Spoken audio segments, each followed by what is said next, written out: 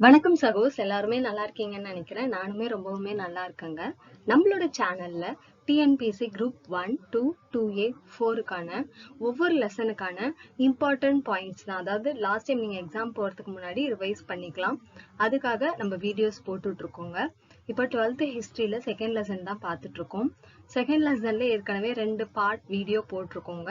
இதுதான் final part video. இது என்ன டாபிக்னு பார்த்தீங்கன்னா, ஸ்வதேசி கேம்பெயின் இன் தமிழ்நாடு.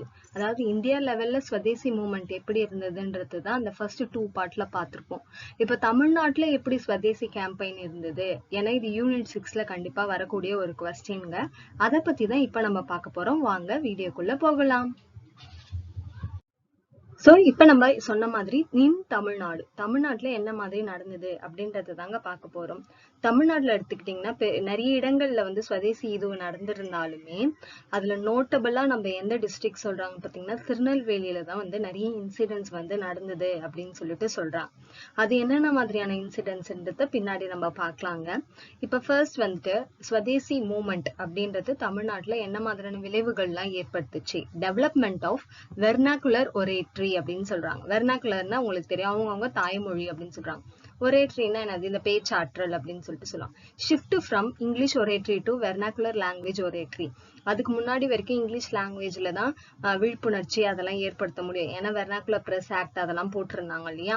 இப்போ வந்துட்டு வெர்னாகுலர் லாங்குவேஜ்ல அவங்க வந்து பேச ஆரம்பிச்சிட்டாங்க. அதனால மக்களுக்கு வந்து புரிய ஆரம்பிச்சிருச்சு, நம்ம வந்து எப்படி அடிமைப்பட்டு வாழ்ந்துட்டு இருக்கோம், இதுல இருந்து எப்படி மீள போறோம் அப்படின்ற விஷயங்கள்லாம் வந்து தாய்மொழியிலே பேச ஆரம்பிச்சதுனால எல்லாமே அவங்களுக்கு விழிப்புணர்வு ஏற்பட ஆரம்பிச்சிருச்சு அப்படின்னு சொல்லிட்டு சொல்றாங்க. சரி, இந்த மீட்டிங்லாம் எங்க நடக்கும் அப்படின்றதுதான் 2 இம்பார்ட்டன்ட் சைட்ஸ் வந்து சொல்லியிருக்காங்கங்க. ஒண்ணு என்னன்னு சொன்னாங்கன்னா, Marina beach in Madras and Moore market complex, இதுவுமே மெட்ராஸ்ல தாங்க இருக்கு. ஸோ மேக்சிமம் வந்து இந்த பப்ளிக் கேதரிங்ஸ் எல்லாம் சொல்லுவாங்கல்ல, கூட்டம் போட்டு பேசுறது, அந்த மாதிரி மக்கள் கூட்டம் வந்து அங்கங்க மெரினா பீச்ல கூடுவாங்க. அதே மாதிரி மூர் மார்க்கெட்ல கூடுவாங்க. அப்பெல்லாம் வந்துட்டு இந்த ஸ்வதேசி நேஷனலிஸ்ட் வந்துட்டு அங்க வந்து பேச்செல்லாம் நடத்துவாங்க. இந்த மாதிரி நம்ம பிரிட்டிஷ்க்கு அகைன்ஸ்டா நம்ம செயல்படணும், காரணம் என்னன்னா நம்ம இன்னுமே அடிமையா தான் இருந்துட்டு இருக்கோம் அப்படின்ற மாதிரியான விஷயங்கள் எல்லாம் பேசுவாங்க. அது மட்டும் இல்லாம 1907ல பிபின் சந்திரபால் இருக்கார் இல்லையா, எக்ஸ்ட்ரீமிஸ்ட்ல ஒரு மெம்பர், உங்களுக்கு தெரியும். அவர் வந்து மெட்ராஸ்க்கு வரும்போது மெரினால அவர் வந்து பேசுறாரு. நம்மளுக்கு வந்து ஏன் சுதந்திரம் தேவைப்படுது, ஸ்வராஜ் எதுக்கு வேணும் அப்படின்றத அவர் வந்து மெரினால மக்கள் கிட்ட பேசுறாரு. அது ரொம்பவுமே எழுச்சிகரமா மக்களுக்கு இருந்துச்சு அப்படின்னு சொல்லிட்டு சொல்றான். இப்ப தமிழ்நாட்டுல இம்பார்ட்டன்டான மெம்பர் நேஷனலிஸ்ட், அதாவது இந்த ஸ்வதேசி இயக்கத்துக்கு ஒரு பெரிய ஒரு விளைவு ஏற்படுத்தினவர் யாருன்னா விஓசி அண்ட் அவருடைய எஸ்எஸ்என்சி கம்பெனி. விஓசினா உங்களுக்கு தெரியும் இல்லையா, விஓ சிதம்பரம் பிள்ளை அப்படின்னு சொல்லிட்டு சொல்லுவாங்க. கேம் டு நேஷனல் அட்டென்ஷன் இன் 1906. ஓகேங்களா. When VO Chidambaram Pillai mooted the idea of launching Swadeshi shipping. இது ரொம்பவுமே இம்பார்ட்டன்ட்ங்க. ஸோ எஸ்எஸ்என்சி அப்படின்னா என்னன்னா, ஸ்வதேசி ஸ்டீம் நேவிகேஷன் கம்பெனி அப்படின்னு சொல்லிட்டு 1906 முன்னாடி வரைக்குமே பிரிட்டிஷ்க்கு அகைன்ஸ்டா வெறும் பாய்காட் பண்றது, இல்ல வந்து விழிப்புணர்வு ஏற்படுத்துறதுக்காக நியூஸ் பேப்பர்ல வந்து அவங்களோட விஷயங்கள்லாம் பப்ளிஷ் பண்றது, அந்த மாதிரிதான் இருந்தது. அவங்களுக்கு அகைன்ஸ்டா தமிழ்நாட்டுல ஏற்படுத்தப்பட்ட முதல் விஷயம் இதுதாங்க. விஓ சிதம்பரம் பிள்ளை என்ன நினைக்கிறாரு, ஏன் நம்ம வந்து பிரிட்டிஷ்க்கு அடிமையா இருக்கணும், கப்பல் வணிகத்துறை அந்த இது வந்து நீராவி கப்பல்ல நம்மளே விடலாமே அப்படின்னு சொல்லிட்டு அவர் ஐடியா பண்றாரு. ஆனா ஒரு கப்பல் வாங்குறதுன்றது வந்து ரொம்ப சின்ன விஷயம் எல்லாம் கிடையாது இல்லையா, ரொம்பவுமே பெரிய விஷயம். அதுக்கு நிறைய அமௌண்ட் எல்லாம் தேவைப்படுது. அதுக்கு என்ன பண்றாரு அவரு அப்படின்றத பாருங்க.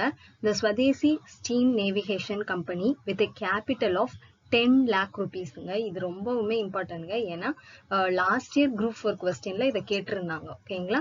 Divided into 40,000 shares of ₹25 each. இப்ப 10 லட்ச ரூபாய ஒரு ஆள் கிட்ட கேட்டு அது ஒரு பெரிய அமௌண்டா இருக்கும். ஆனா இவர் என்ன பண்றாருன்னா, ஒரு 40,000 மக்கள் கிட்ட உங்களால முடிஞ்ச ஒரு 25 ரூபாய் கொடுங்க அப்படின்ற மாதிரி அவர் கேட்கிறாரு. சோ இந்த ஷேர்ஸ் எல்லாம் வாங்கி இன்னும் நிறைய பேர் அமௌண்ட் கொடுத்துமே ஹெல்ப் பண்ணிருக்காங்க. இதெல்லாம் வச்சு அவர் வந்து 2 கப்பல் வாங்குறாரு. அது என்னன்றத பார்க்கலாம். சோ எஸ்எஸ்என்சி அதுல ஷேர்ஸ்லாம் அவர் 40,000 ஷேர் வாங்கினாருன்னு சொன்னாங்க இல்லையா, அது எந்தெந்த பீப்புள் கிட்ட இருந்து அப்படின்றதான் கொடுத்துருக்காங்க.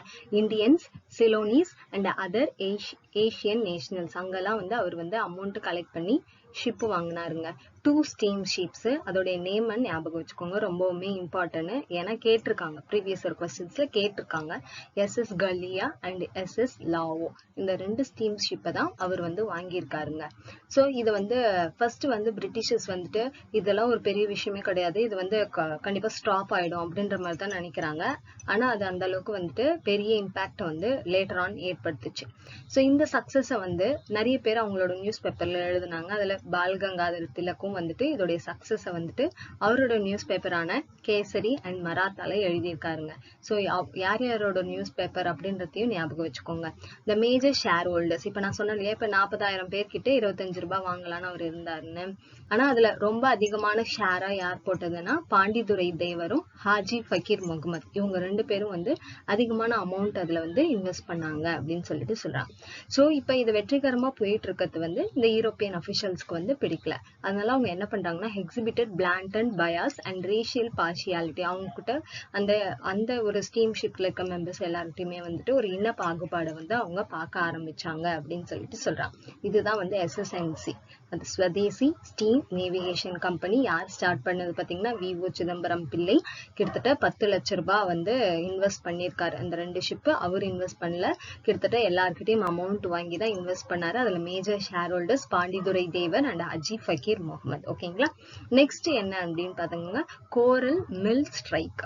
ஸோ அடுத்து என்ன நடக்குதுன்னா VOC after returning from Surat session of INC he decided to form a, decided spelling கொஞ்சம் பார்த்துக்கோங்க, to form a political organization. இப்ப சூரத் செஷன் உங்களுக்கு தெரியும், 1907ல மாடரேட்ஸ் எக்ஸ்ட்ரீமிஸ்ட் 2ஆ பிரிஞ்சிருப்பாங்க. அப்போ வந்துட்டு மாடரேட்ஸ் தனியா பொலிட்டிக்கல் ஆர்கனைசேஷன் ஆரம்பிச்சிருப்பாங்க. ஆனா எக்ஸ்ட்ரீமிஸ்ட்னால ஆரம்பிக்க முடியாது, காரணம் அவங்கள ஜெயில போட்டாங்க. அதே மாதிரி அந்த செஷன் அட்டன் பண்ணிட்டு VOC தமிழ்நாடுக்கு வராரு. ஏன் நம்ம இங்க ஒரு பொலிட்டிக்கல் ஆர்கனைசேஷன் ஆரம்பிக்க கூடாது அப்படின்னு சொல்லிட்டு அவரு நினைக்கிறார். ஸோ இப்போ நம்ம பார்க்க போகிறது கோரல் மில்க் ஸ்ட்ரைக் தாங்க. இது வந்து ஒரு கம்பெனி. ஓகேங்களா. The able orator Subramaniya Siva, preacher of Swadeshi from Feb to March 1907. He and VOC addressed meetings on daily basis at the beach in Tuticorin. இப்போதான் வந்து இது ஸ்டார்ட் ஆகுது. எதுக்கு என்ன சொல்றாங்கன்னா, இப்போ VOC வந்து பொலிட்டிக்கல் ஆர்கனைசேஷன் ஆரம்பிக்கணும்னு நினைக்கிறார் இல்லையா, அப்போ வந்து அவர் கூட பேசுறதுக்கு வந்து ஒரு பேச்சாற்றல் மிகுந்த ஒருத்தர் தேவைப்படுறாரு அப்படின்னு அவர் நினைச்சு அவர் யாரை செலக்ட் பண்றாருன்னா சுப்பிரமணிய சிவாவை வந்து செலக்ட் பண்றாரு. இவரும் சுப்பிரமணிய சிவாவும் சேர்ந்து ஃபெப்ல இருந்து மார்ச் 1907க்குள்ள நிறைய டெய்லியுமே வந்து மக்களிடையே விழிப்புணர்வை ஏற்படுத்த ஆரம்பிக்கிறாங்க. அப்படி அவங்க ஆரம்பிக்கும் போதுதான் இவங்களுக்கு என்ன விஷயம் கேள்விப்படுறாங்கன்னா, இந்த கோரல் மில்ல வேலை செய்யற மக்கள் வந்து ரொம்பவுமே கஷ்டப்படுறாங்க, அவங்களோட வேலை கண்டிஷன்ஸ் வந்து ரொம்ப இதுவா இருக்கு, டைம் அதிகமா இருக்கு, சரியான ஊதியம் கிடையாது, அவங்களோட லிவிங் கண்டிஷன் ரொம்பவுமே புவரா இருக்குன்றத கேள்விப்பட்டு அந்த மக்களிடையே பேச ஆரம்பிக்கிறாங்க. நீங்க வந்து ஸ்ட்ரைக் பண்ணுங்க, எதுக்காக நீங்க அவங்களுக்கு அடிமையா வேலை செஞ்சுட்டு இருக்கீங்க, அந்த மாதிரி வந்துட்டு அந்த மக்களிடையே ஒரு விழிப்புணர்ச்சி ஏற்படுத்துறாங்க. அதுதான் என்ன ஆகுது அப்படின்னு பாத்தீங்கன்னா, அந்த மக்களிடையே ஒரு மிகப்பெரிய ஸ்ட்ரைக்கை வந்து பிரிட்டிஷ்க்கு அகைன்ஸ்டா ஏற்படுத்துறதுக்கான வாய்ப்பா இருந்துச்சு. It is the earliest organised labour agitation in India அப்படின்னு சொல்றாங்க. ஒரு ஆர்கனைஸ்டான ஒரு வேலையாட்களுடைய எதிர்ப்பு இந்தியாலேயே எது அப்படின்னு பாத்தீங்கன்னா இந்த கோரல் மில் ஸ்ட்ரைக் தான் அப்படின்னு சொல்றாங்க. The mill owners decided to negotiate with the workers and consider their demands அப்படின்னு சொல்றாங்க. ஃபர்ஸ்ட் வந்துட்டு இந்த போராட்டம் வந்து கொஞ்ச நாள்லயே கண்ட்ரோல் ஆயிடும், அப்புறம் நம்மளுக்கு வந்து எப்படியா இருந்தாலும் வந்து வேலை தான் செய்ய போறாங்க அப்படின்னு பிரிட்டிஷ் மில் ஓனர்ஸ் எல்லாம் நினைச்சாங்க. பட் அந்த போராட்டம் கண்டினியூ ஆயிட்டே இருந்ததுனால இவங்களுக்கும் நிறைய ப்ராடக்ட்ஸ் எல்லாம் முடிக்கணும்ன்றதுனால மில் ஓனர்ஸ் வந்து ஓகே உங்க டிமாண்ட்ஸ் எல்லாம் நாங்க ஏத்துக்கிறோம் அப்படின்னு ஃபைனலா அக்செப்ட் பண்ணிடுறாங்க. ஸோ இந்த கோரல் மில் ஸ்ட்ரைக் வந்துட்டு நம்மளுக்கு வந்து ஒரு மிகப்பெரிய வெற்றியான ஒரு விஷயம் தான். இத பத்தி நிறைய பேர் சொல்றாங்க. அதுல அரவிந்த கோஷ் வந்து அவருடைய நியூஸ் பேப்பரான வந்தே மாதரம். ஓகேங்களா. நிறைய பேர் இதை மிஸ்டேக்கா வந்தே மாதரம்னு நினைச்சுப்பீங்க. இல்லைங்க, இவருடைய நியூஸ் பேப்பர் பேரே வந்தே மாதரம் தான். ஓகேங்களா. அவரோட நியூஸ் பேப்பர்ல இதை பத்தி எழுதியிருக்காரு. forging the bond between the educated class and the masses which is the first great step towards Swaraj. Every victory of Indian labor is a victory for the nation. இப்போ தமிழ்நாட்டுல நடந்த ஒரு விக்டரியா இருந்தாலுமே அது இந்தியாக்கான ஒரு மிகப்பெரிய வெற்றியா தான் நான் பாக்குறேன் அப்படின்னு சொல்லிட்டு அரவிந்த கோஷ் வந்து சொல்றாரு. உங்களுக்கே தெரியும், அரவிந்த கோஷ் வந்து எக்ஸ்ட்ரீமிஸ்ட்ல ஒரு ஆளு தான். பெங்கால்ல நடந்த விஷயங்கள்ல நம்மளோட பார்ட் 2ல இருக்கு, அதை கொஞ்சம் போய் பாருங்க. ஓகேங்களா. ஸோ ஆல்ரெடி நம்ம வந்து விஓசியோட கான்ட்ரிபியூஷன் பார்த்தோம், அதே மாதிரி சுப்பிரமணிய சிவாவோட கான்ட்ரிபியூஷன் பார்த்தோம். இப்போ அடுத்தது யாரோட கான்ட்ரிபியூஷன் பார்க்க போறோம்னா நம்மளுடைய போயிட்டான சுப்பிரமணிய பாரதியோட கான்ட்ரிபியூஷன் இந்த ஸ்வதேசி மூவ்மெண்ட்டுக்கு எப்படி ஹெல்ப் பண்ணுச்சு அப்படின்றது தான் பார்க்க போறோம். சுப்பிரமணிய சிவா பாரதி வந்துட்டு spread nationalist message through news paper. அவரோட நியூஸ் பேப்பர் மூலியமா, அவருடைய எழுத்துக்கள் மூலியமா மக்களிடையே நிறைய விழிப்புணர்ச்சியை ஏற்படுத்த ஆரம்பிக்கிறார். அவர் என்ன மாதிரியான நியூஸ் பேப்பர்ல எல்லாம் வேலை செஞ்சிருக்காரு அப்படின்றதான் சொல்றாங்க. Subramaniam along with 5 others started English newspaper The Hindu and Tamil newspaper Swadesamitran. இது ஒரு இம்பார்ட்டன்ட், ஏன்னா என்ன சொல்றாங்கன்னா இதுதான் ஃபர்ஸ்ட் எவர் தமிழ் டெய்லி. ஓகேங்களா, டெய்லி வரக்கூடிய ஒரு தமிழ் நியூஸ் பேப்பர் எதுனா ஸ்வதேசமித்திரன் தான் முதல்ல ஆரம்பிக்கப்பட்டது. அதே மாதிரி அவர் வந்து ஒரு 5 பேர் கூட சேர்ந்து இங்கிலீஷ்ல ஹிந்து நியூஸ் பேப்பர் அப்படின்றத ஆரம்பிச்சாருன்னு சொல்றாங்க. அது 1906ல a book was published by him about Congress conference in Barsal. பார்சல்ல நடந்த காங்கிரஸ் கான்ஃபரன்ஸை பத்தி ஒரு புக் எழுதியிருக்காரு. அதை 1906ல பப்ளிஷ் பண்ணியிருக்காங்க. இதெல்லாம் ஏன் பப்ளிஷ் பண்ணிருக்காங்கன்னா இது எல்லாமே மக்களிடையே ஒரு விழிப்புணர்வை ஏற்படுத்துறதுக்காக தான். He became a sub editor of Swadesamitran. ஸ்வதேசமித்திரனோட சப் எடிட்டரா எப்போ ஆனார்னா 1904ல.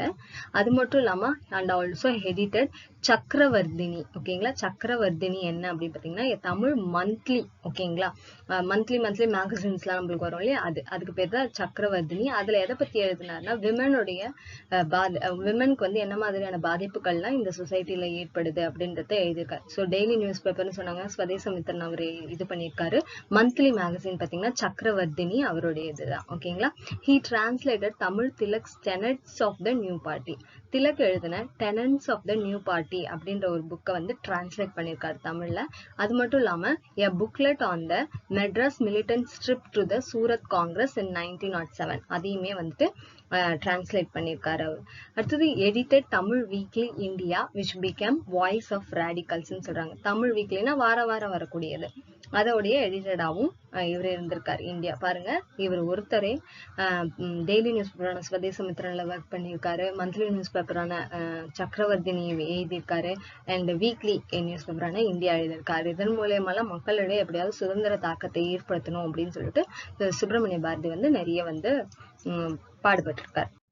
எல்லாமே நல்லபடியா தான் போயிட்டு இருந்து, ஆனாலும் பிரிட்டிஷ் வந்து கவனம் இருக்க மாட்டாங்க இல்லையா. ஏன்னா இவங்க வந்துட்டு ஒன்னா கூட ஆரம்பிச்சுட்டாங்க அப்படின்னா நம்ம கிட்ட சுதந்திரம் கேட்கறதுக்கான வாய்ப்புகள் அதிகம். அதனால இவங்களை பிரிச்சு விடணும் அப்படின்னு நினைக்கிறாங்க. அதனால என்ன நடக்குது, arrest and imprisonment of VOC and Siva அப்படின்னு சொல்றாங்க. சிவா அப்படின்னா சுப்பிரமணிய சிவா. எப்போ நடக்குது அப்படின்றத பாருங்க. ஆன் மார்ச் 1907 என்ன நடக்குதுன்னா Bipin Chandrapal was released from prison after 6 months. So அவர் அரெஸ்ட் பண்ணியிருப்பாங்க பிபின் சந்திரபால. அவர் வந்து 6 மாசம் கழிச்சு ரிலீஸ் ஆயிருப்பார். இது வந்து தமிழ்நாட்டுல வந்து நம்ம கொண்டாடியே ஆகணும் அப்படின்றதுக்காக தமிழ்நாட்டுல இருக்க ஸ்வதேசி லீடர்ஸ் எல்லாம் வந்துட்டு இந்த டேவை என்னன்னு செலிப்ரேட் பண்ணணும்னு நினைப்பாங்கன்னா ஸ்வராஜ்ய டே இன் திருநெல்வேலி அப்படின்னு சொல்லிட்டு கொண்டாடணும்னு நினைப்பாங்க. ஆனா பிரிட்டிஷர்ஸ் வந்து அதுக்கு பெர்மிஷனோ இல்ல எதுவுமே கொடுக்க மாட்டாங்க. அதை எதிர்த்து விஓசியும் சுப்பிரமணிய சிவாவும் அண்ட் பத்மநாப ஐயங்கார் இவங்க 3 பேரும் என்ன சொல்லுவாங்க, அந்த பேனை எதிர்த்து அவங்க வந்து போவாங்க, நடப்பயணம் போவாங்க.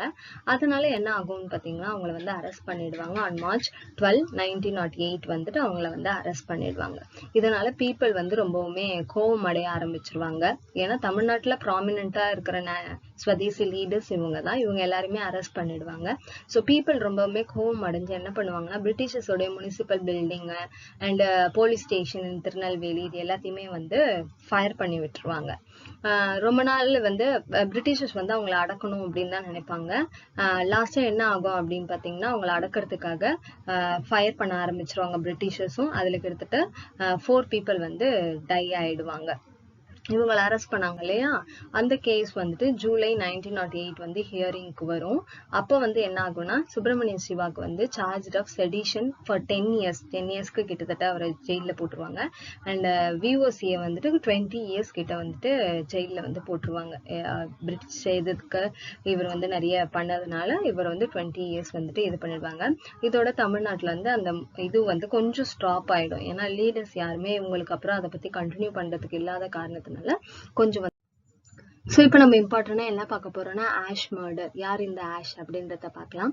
இன் June 1911 collector of Tirunelveli Robert Ashe திருநெல்வேலியோட கரெக்டரா யார் இருந்ததுன்னா ராபர்ட் ஆஷ் இருந்தாரு. அவரை was shot dead at Maniyachi railway station by Vanchinathan. So அடுத்து நம்ம யாரை பத்தி பார்க்க போறோம்னா வாஞ்சிநாதனை பத்தி தாங்க பார்க்க போறோம்.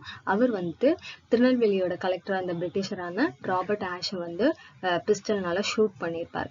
இப்ப வாஞ்சிநாதன் யாருன்னு பாத்தீங்கன்னா born in திருவான்கோர் in 1880 and employed as a forest guard at Punalur அப்படின்னு சொல்றாங்க.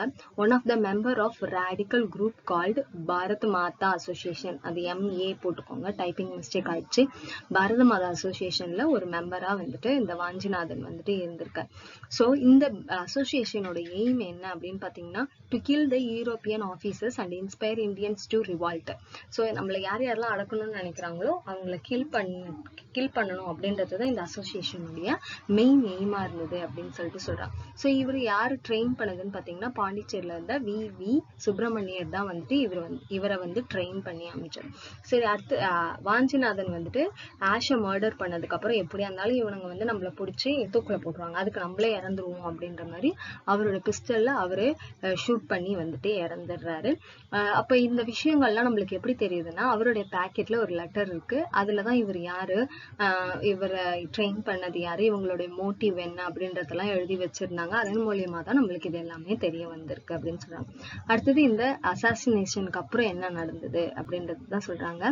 VVS அண்ட் அதர் பொலிட்டிக்கல் எக்ஸைல்ஸ் இன் பாண்டிச்சேரி. அதாவது இந்த பிரிட்டிஷர்ஸ் வந்துட்டு VV சுப்பிரமணியரும் அவர் கூட இருக்க மெம்பர்ஸ் தான் இதுக்கு தொடர்புள்ளவங்க அப்படின்றத வந்துட்டு கண்டுபிடிக்கிறாங்க. அதுக்கப்புறம் வந்துட்டு என்ன மாதிரியான விஷயங்கள்ல இவங்க ஈடுபடுறாங்க, தமிழ்நாட்டுல இன்னும் அவங்க புரட்சி ஏற்படுத்த நினைச்சா அவங்கள வந்து அரெஸ்ட் பண்ணலாம் அப்படின்ற மாதிரி அவங்க நினைக்கிறாங்க. இதோட ஓரளவுக்கு நம்ம வந்து மெயினா வந்துட்டு பிரிட்டிஷை எதிர்த்து போராடுறது வந்து ஓரளவுக்கு ஸ்டாப் ஆயிருக்கு. திருப்பி இது வந்து எப்போ மறுமலர்ச்சி பெற்று வருதுன்னு பாத்தீங்கன்னா ஹோம் ரூல் மூவ்மெண்ட்டுக்கு தான் திருப்பி வருதுன்னு சொல்றாங்க. இதுதான் வந்துட்டு தமிழ்நாட்டுல நடந்த ஸ்வதேசி கேம்பெயின் அப்படின்னு சொல்றாங்க. ஸோ என்னோட வீடியோ பார்த்த எல்லாருக்குமே ரொம்ப நன்றிங்க. உங்களோட சப்போர்ட்டை தொடர்ந்து கொடுங்க. என்னால் முடிஞ்ச அளவுக்கு important points exam point of வியூவில் தாங்க சொல்லிக்கிட்டு இருக்கேன். தேங்க்யூ.